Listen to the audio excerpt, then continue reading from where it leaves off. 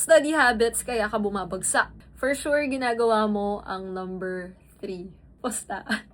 Hindi tayo magpopostaan. Gusto ko kitang tulungan kasi ayoko rin na bumabagsak ka. Number 1, nag-aaral ka the night before. AKA, cramming. Kasi hindi naman lahat ng estudyante kinakaya ang cramming. Reviewing the night before, mas lalo sa college, ay gawin mo yan. Tignan natin kung ano maging score mo, especially sa mga sobrang hirap na subjects. Hindi maganda din namang aralin ng isang gabi lahat ng inaral nyo ng 1 month, 1 to 2 months, sa aralin mo isang gabi lang. Tapos nag-all-nighter ka pa, kinabukasan sa exam, tulog ka, pagod na yung utak mo. Paano mo mapipiga yung mga inaral mo niyan? Meron talaga mga batak sa cramming. Gumagana talaga sa kanila ang cramming, kaya ginagawa nila. Kung sa'yo hindi gumagana, alisin mo na, mag-aral ka ng mas maaga. Huwag minsanan na isang gabi lang.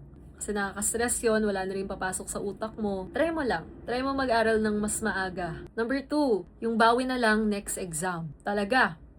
Okay lang naman, pero sa lagay mo parang nasosobrahan na yung pagbawi, nabagsak na lahat ng exam. Wala na tayong paki, bahala na, gano'n. May next exam pa naman. Talaga.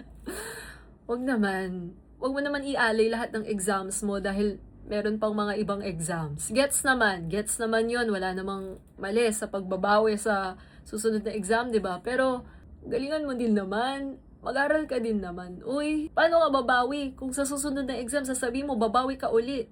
Unlimited lang. Sa susunod, next school year na. Tayo babawi kasi wala nang exam ngayong taon. Sayang na rin yung oras kung magre-repeat ka ng grade level dahil puro bagsak ka. Oo nga, may next exam nga naman talaga. Pero isipin din natin yon. Imbes na isipin mo yung next exam mo, isipin mo muna yung exam na iti-take mo, ha?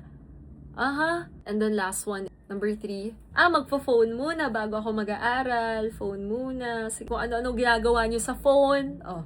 Hindi totoo. Ang 5 minutes lang naman 5 minutes mag-aaral na ako.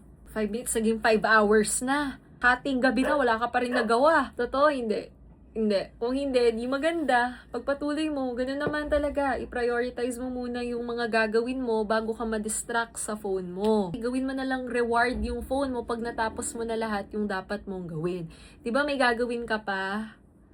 Diba? Sige, gawin mo na. Okay na, wala na ako sasabihin. Ngayon, kung gusto nyo ng mas marami pa akong sasabihin about school tips, then follow para magkita ulit tayo at makapagkwentuhan tayo. Ayun. Let me know sa comments kung anong gusto nyong next na video.